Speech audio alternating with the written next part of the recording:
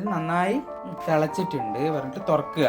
എന്നതിന് ശേഷം ഇതിലേക്ക് മുരിങ്ങ ഇട്ട് കൊടുക്കാം. ഇത് നന്നായി തിളച്ചിട്ടുണ്ട്, ഉപ്പൊക്കെ അലിഞ്ഞ്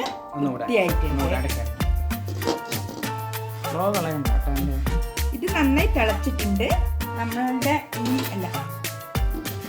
ഇത് നന്നായി തിളച്ചിട്ടുണ്ട്, ഉപ്പൊക്കെ അലിഞ്ഞിട്ടും ഉണ്ട്. ഇനി നമ്മൾക്ക് ഇതിലേക്ക് മുരിങ്ങ ഇട്ട് കൊടുക്കാം.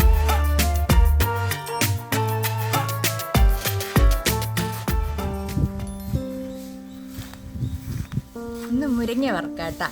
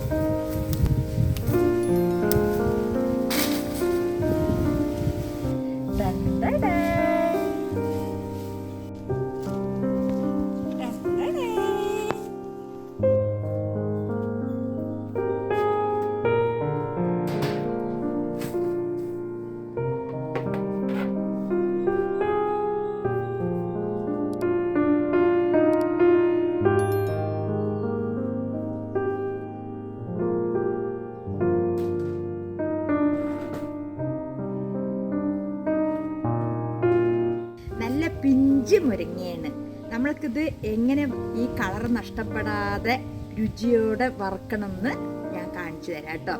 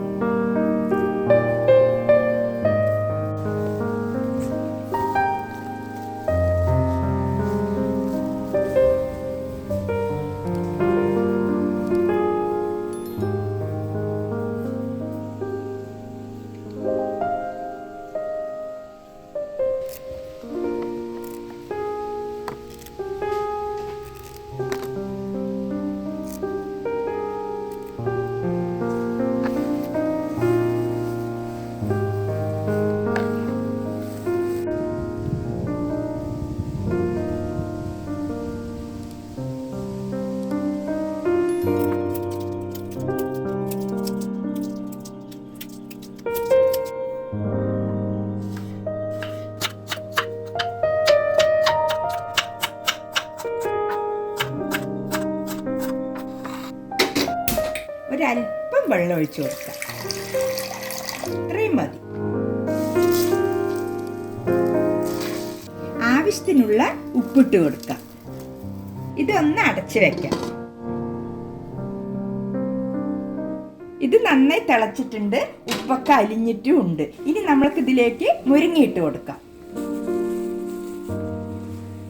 ഇങ്ങനെ കുടഞ്ഞിട്ട് വേണം മുരിങ്ങ ഇടണമെങ്കിൽ. അതെന്തിനാണമ്മ?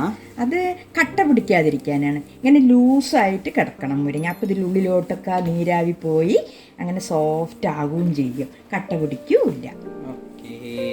നല്ലൊരു ടിപ്സാണ്. അതെ. ഇപ്പം നമ്മൾ ചെയ്യുന്നത് പഴയ കാലത്തെ പോലെയാണ്.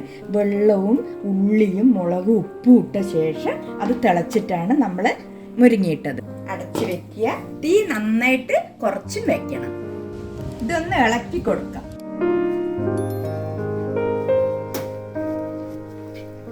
പപ്പടക്കോല് കൊണ്ടാണ് ഇളക്കുന്നത്. അതെ അതെ. ഈ കരണ്ടി ആവുമ്പോ കട്ട പിടിക്കും. ഇതാകുമ്പോ നമ്മൾക്ക് ഇങ്ങനെ ഉലർത്തി കൊടുക്കാലോ. Fresh leaf. ഒരുപാട് വേകാനും പാടില്ല. ഇതിന്റെ കളറൊക്കെ ചേഞ്ച് ആയിട്ട് ഒരു വാടിയ മണം വരും. അതെ, ചിലപ്പോ കഴിക്കാനും ചാൻസ് ഉണ്ട് അല്ലേ? ഇങ്ങനെയാവുമ്പോ നന്നായി. ഇനിയിപ്പോ ഏകദേശം ഇത് എത്ര നേരം വെക്കേണ്ടി വരും? 2 മിനിറ്റ് മതി അല്ലേ? അത്ര മതി. ഇലവർഗ്ഗങ്ങളൊക്കെ വേകാൻ എളുപ്പമല്ലേ? അതെ അതെ. ഇനി അടച്ചു കൊടുക്കാം. കറക്റ്റായി വെന്തിട്ടുണ്ട്. ഇതാ കണ്ടില്ലേ, കളർ ഒരു ചേഞ്ചും ആയിട്ടില്ല, നല്ല പച്ച കളറാണ്.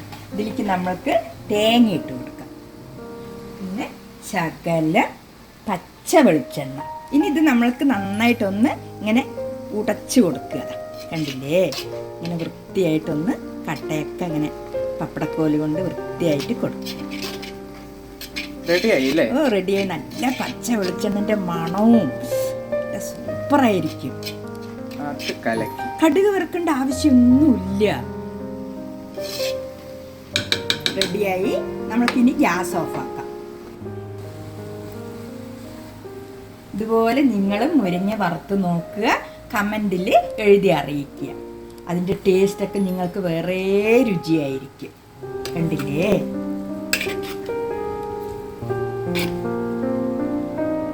അപ്പോൾ സുധാ മഴമേഘത്തിന് നിങ്ങൾക്ക് ഇഷ്ടപ്പെട്ട് കഴിഞ്ഞാൽ ഈ ചാനൽ സബ്സ്ക്രൈബ് ചെയ്യുക, ലൈക്ക് ചെയ്യുക, ഷെയർ ചെയ്യുക, കമൻറ്റ് ഇട്ടോളൂ.